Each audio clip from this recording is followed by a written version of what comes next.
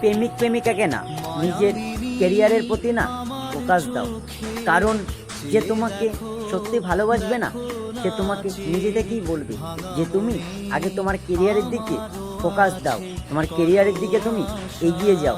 কারণ তুমি যদি সফলতা পাও, তাহলে আমরা দুজনেই সুখী হব, দুজনেই ভালো থাকবো। একটা কথা কি জানো তো, আমাদের না প্রত্যেকের জীবনেই না একটা চাহিদা থাকে। এই যেমন 16 থেকে 18 বছর অবধি এই চাহিদাটা থাকে যে প্রেম করবো, ভালোবাসবো, ফোনে কথা বলবো, গল্প করব, রাত জেগে তার সাথে মেসেজে কথা বলবো।